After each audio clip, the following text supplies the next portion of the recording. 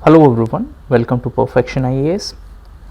Economic survey के इस lecture में हम बैंकिंग सेक्टर को डिस्कस करेंगे, यानी कि रिसेंट में बिहार में बैंकिंग सेक्टर से रिलेटेड क्या क्या डेवलपमेंट हुए हैं।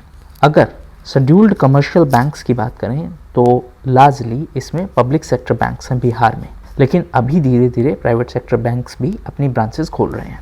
अगर हम बैंक ब्रांचेस की बात करें तो बिहार में जो बैंक ब्रांचेस का नंबर है वो उसके पॉपुलेशन के हिसाब से कम है अगर हम उसे नेशनल एवरेज से कंपेयर करें तो।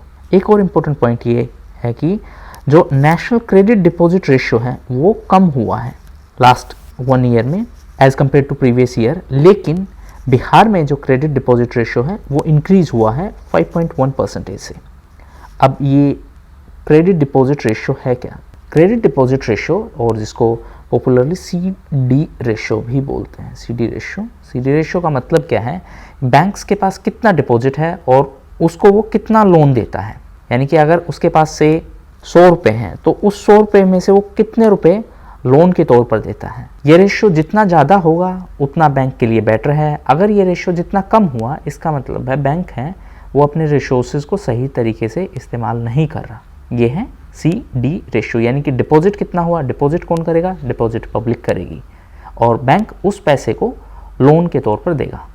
नेशनल लेवल पर अगर हम बात करें तो क्रेडिट डिपॉजिट रेशियो कम हुआ था, लेकिन बिहार में ये credit deposit ratio last year increase हुआ था as compared to previous year.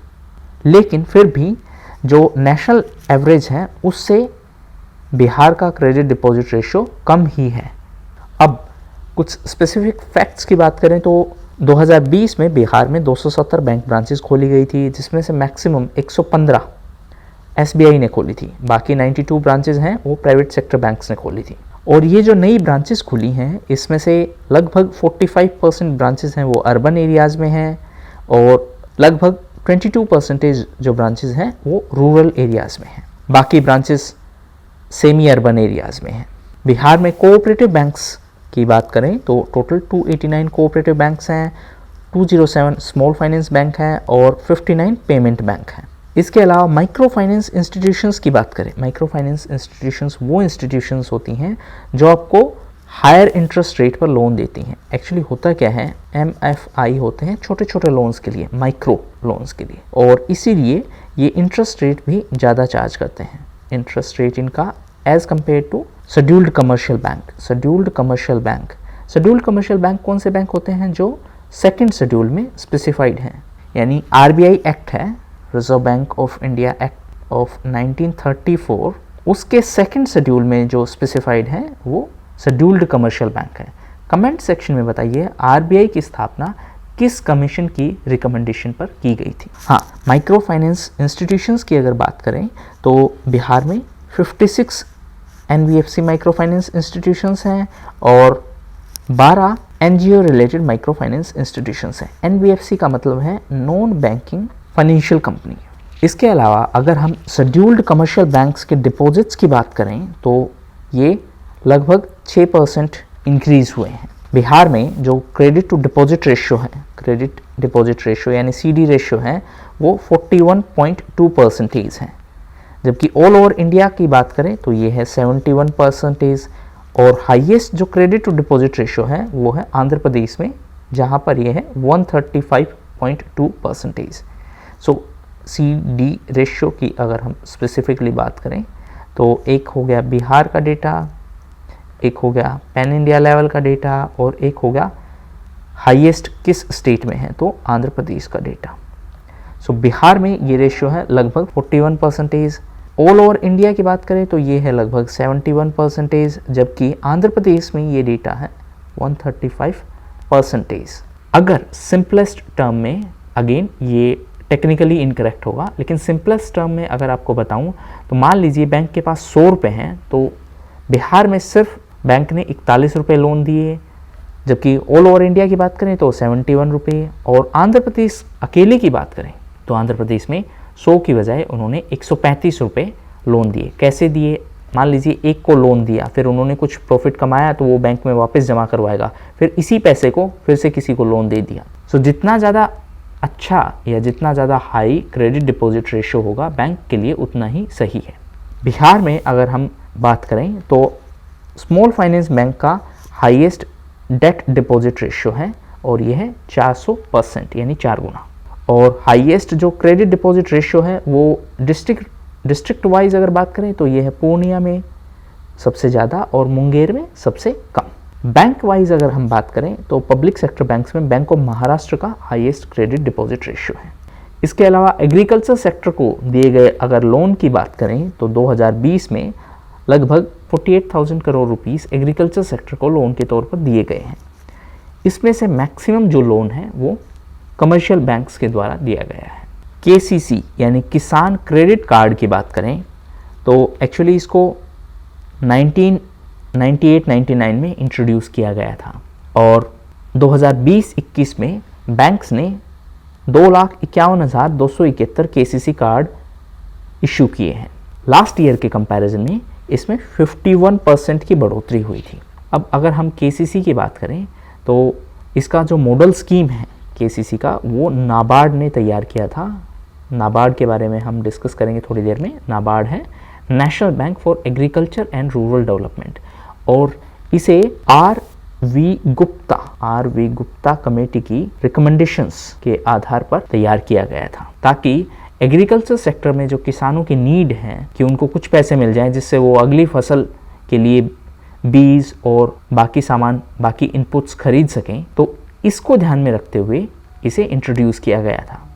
जो 2,51,271 किसान क्रेडिट कार्ड इशू किए गए थे उसमें से सबसे ज़्यादा जो किसान क्रेडिट कार्ड इशू किए थे वो थे कमर्शियल बैंक्स ने सबसे ज़्यादा इशू किए थे लगभग 90%। उसके बाद आरआरबी सेकंड पोजीशन पर है इन टर्म्स ऑफ इशूइंग किसान क्रेडिट कार्ड। एनपीए की अगर हम बात करें, एनपीए एक्चुअली होता क्या है? एनपीए है नॉन परफॉर्मिंग एसेट्स।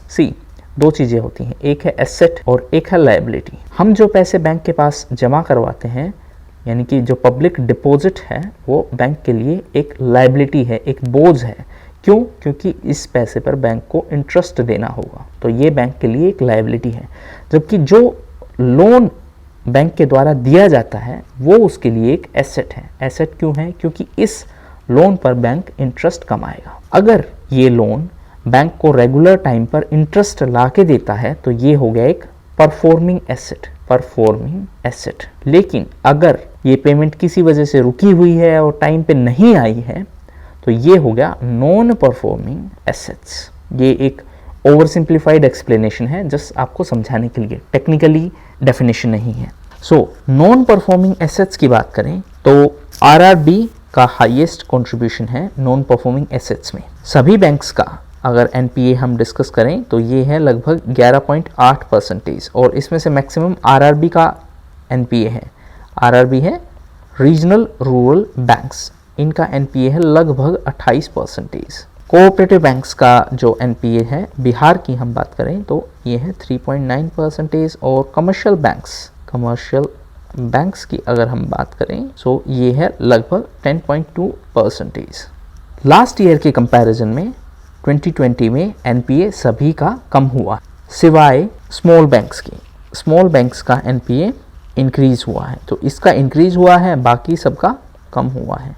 इसके अलावा इस चैप्टर में एक इम्पोर्टेंट स्कीम को भी डिस्कस किया गया है, ये है प्रधानमंत्री मुद्रा योजना।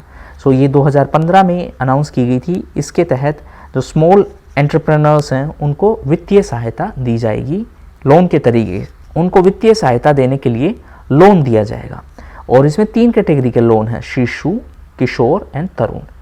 शिशु में कैटेगरी में लगभग 50,000 तक लोन दिया जाता है, किशोर में 50,000 से 5 लाख तक का लोन दिया जाता है और तरुण में 5 लाख से 10 लाख रुपए तक का लोन दिया जाता है। तो बिहार में जो लोन दिया गया था उसका मैक्सिमम परसेंटेज शिशु कैटेगरी में था, यानी कि 50,000 से कम वाली कैटेगरी में था।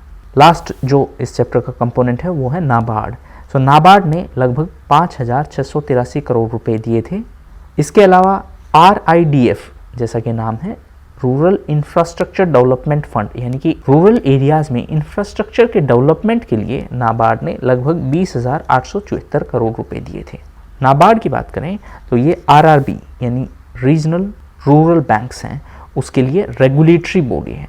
जैसे बैंक्स के लिए अपने पास रेगुलेटरी बॉडी है आरबीआई, स्टॉक मार्केट के लिए अपने पास रेगुलेटरी बॉडी है सेबी, पेंशन्स के लिए अपने पास रेगुलेटरी बॉडी है पीएफआरडीए एंड इंश्योरेंस सेक्टर के लिए अपने पास रेगुलेटरी बॉडी है आईआरडीए। सो नाबार्ड की अगर बात करें तो ये फाइनेंस मिनिस्ट्री के अंडर में है और नाबार्ड की स्थापना बी शिवरमन कमेटी की रिकमेंडेशन पर हुई थी।